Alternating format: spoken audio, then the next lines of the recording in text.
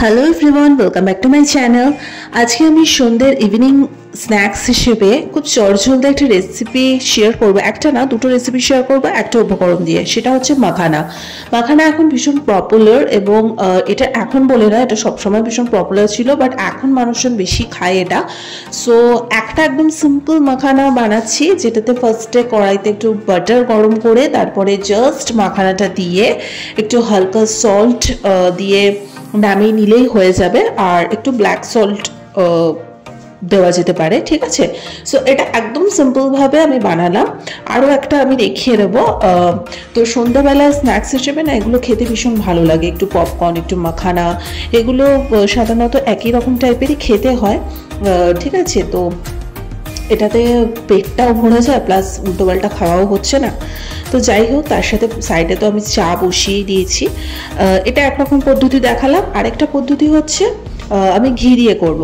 আগেরটাতে butter দিয়ে করেছিলাম, এটাতে আমি একটু হালকা ঘি দিয়েছি। হালকা ঘিটা যখন একটু গরম হয়ে আসবে, তার মধ্যে অ্যাজ ইউজুয়াল বাকি আরও কিছু মাখানা থাকবে, সেটুকু তোমরা দেবে এবং দিয়ে হালকা করে একটু সটে করে নেবো। আজ কিন্তু একদম মানে স্লো রাখবে, ঠিক আছে, না হলে কিন্তু পুরো বিষয়টা পুড়ে যাবে। তো যাই হোক, তো তারপরে হালকা একটু নাড়াচাড়া করে নিয়ে এটার মধ্যে একটু ব্ল্যাক সল্ট, তারপরে একটু গোলমরিচের গুঁড়ো, একটু লঙ্কার গুঁড়ো তোমরা চাইলে দিতে পারো। আমি লঙ্কার গুঁড়োটা দিইনি। তার সাথে যদি বাড়িতে চাট পাঁচটা থাকে সেটাও অ্যাড করতে পারো, ওটাও আমি দিইনি।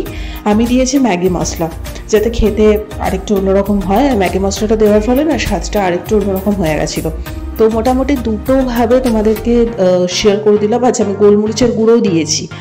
তো আই থিঙ্ক সবটা তোমরা বুঝতেই পেরেছো। সো দেখো, আমি দুরকমভাবে বানিয়ে নিয়েছি। এটা হচ্ছে ম্যাগি মশলা দিয়ে বানিয়েছি, আর এটা হচ্ছে নর্মাল একদম ব্ল্যাক সল্ট দিয়ে যেটা বানানো হয়েছে। তো একটু চিপা দিলেই ভেঙে যায়, একদম মুড়ির মতো হয় খেতে।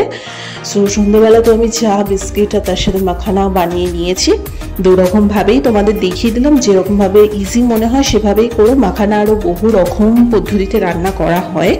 তো যাই হোক, আমি আপাতত এই দুটো পদ্ধতি তোমাদের সাথে শেয়ার করলাম। আজকে ছোট্ট ভিডিওটা ভালো লেগে থাকলে এখনই শেয়ার, সাবস্ক্রাইব করো। আর মাখানার গুণাবলী তো আলাদা করে বলার কিছু নেই, খুবই গুণ আছে। আর এবং এটা কি বলতো, তৈলাক্ত কোনো জিনিস না, তো যার ফলে পেটটাও মানে ভর্তি থাকে এবং ভালো স্বাস্থ্যের পক্ষে। তো চলো, আজকের মতো এখানেই টাটা।